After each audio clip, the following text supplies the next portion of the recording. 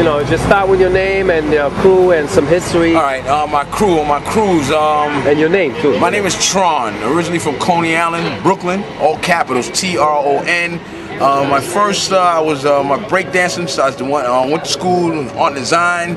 Rocksteady went there, the Electric Company went there, Fable, Mr. Wiggles, Doze, Little Leb used to come through. Those are the heads I used to, that inspired me. That's the ones that I learned from and whatnot, you know, checking them out, checking out the styles and the moves and whatnot. 84 is when I graduated. I went to A&D. In 82, I graduated in 84. I know I look good for being 43 and whatnot, you know what I'm saying, but I'm an OG. You know, my first crew that I put together, as far as pop lockers were concerned and electric boogies, were the circuit breakers. We did a couple of numerous shows, you know, when popping was like in the 80s, you know how it was then. It was a dime a dozen. Shows was like, you know, just being thrown at us, so I did that. And then as the breakdancing and the pop locking faded out and the hip hop dancing came in, I you know, crossed the lines and whatnot and got into hip hop dancing and formed a crew called the JAC Dancers, which stood for Just Another Crew and whatnot. We were appeared in the Live at Union Square video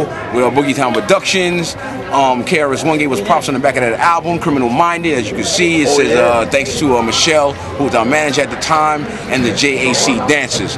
We are the ones who opened up all the shows at Union Square before the rappers came on stage. I've been told that me and my crew are the ones, is the reason why rappers have dancers in their videos, why rappers decided to get dancers to back them up, because we open up them shows at Union Square for everybody, Salt and Pepper, and whoever else that came through. Just the numerous, just Ice, everybody. You understand what I'm saying? How many in your crew at that time? There was 4 of us. It was my man Stretch. Buddha Stretch? No, just Stretch. Okay. Just Stretch. Stretch, Peter Paul, my man Danilo, and Trini, and then it was me, and then we had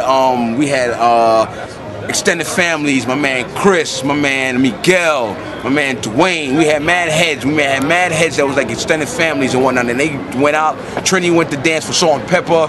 Stretch went to he was dancing with Houdini already with my man Cliff and whatnot. You know, so we just had I only hung around the best. The best only hang around the best. Real recognizes real. None of my boys that I hung out with, even my extended family, were all nice. We ain't hang out with nobody that was whack.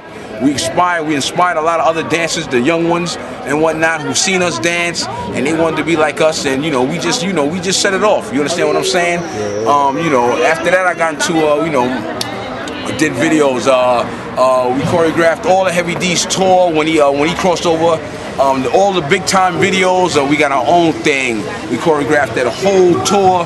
We danced with Diana Ross and working overtime. We danced for I'll Be Sure, backup singers, the girls, the Jam Jam If You Can. We danced with Jody Watley and Eric B for Friends. We who else? Mariah Carey. You know, Stretching and went on to dance with Michael Jackson. May he rest in peace, Mike. Boom. For Remember the Time. I wasn't. That's Buddha Stretch. Okay, Buddha Stretch, but I know him as just Stretch. That's my man. All right, cool. Wow, man. You know, and then after that, we was also signed to like Atlantic Records. We had a troupe called the Wise Guys. In '89, we was on Atlantic Records, signed with DOC, JJ Fad, Jazzo, when Jay-Z.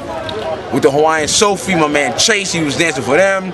You understand what I'm saying? You know, the history is there. I'm damn sure deep in the business. You know, then I started, when people found out I was drawing, that I could draw, I used to do t-shirts and logos for the dance troops and whatnot. I just got into doing artwork and logos for like Jodeci, Tim Dog, Queen Latifah. I worked with a company called Rock Embassy for the years from '93 up until '94. The gear that I did, we was doing music merchandise. I worked with a company also called Ready for Duty Promotions that I started with a homegirl called Toy Soldier, also known as Grandma Funk, who makes like records right now out there in Ibiza. She's back in New York and California and whatnot. But everybody who knows who Grandma Funk is, Toy Soldier, Peace Toy, what's good, girl? And to her sister, snapping you photos, Koi Soldier, what's good, girl?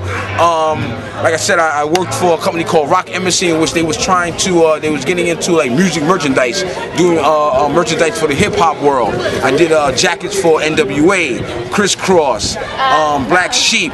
I did Queen Latifah, Ice-T, Ice Cube, Cypress Hill. My garments stand in the Hip Hop Hall of Fame when they had the exhibition at the Brooklyn Museum.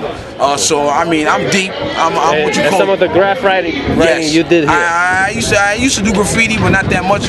You know, I lived on Coney Island. The train yard was there still. Well, I did a couple of burners and whatnot. But my main thing and my main business was in the music industry. That's where I was. I grew up in doing music and in the music industry and doing dance videos and whatnot. So that's where most of my clientele was at, and that's where most of my clientele come from. Cool. I'm currently living in Dumbo, Brooklyn, and whatnot. And you want to give a shout out to? Okay. I give a shout out to everybody who knows me. You know who I am. Y'all know who Tron is. You understand me? You might have heard about me.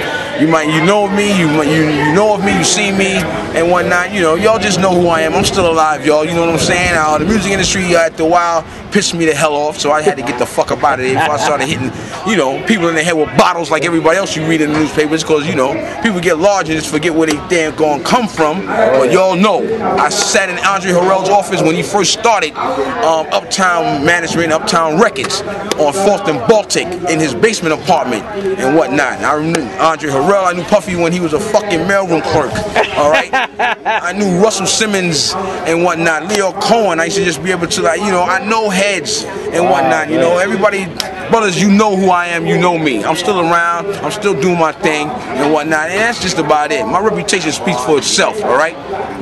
Peace.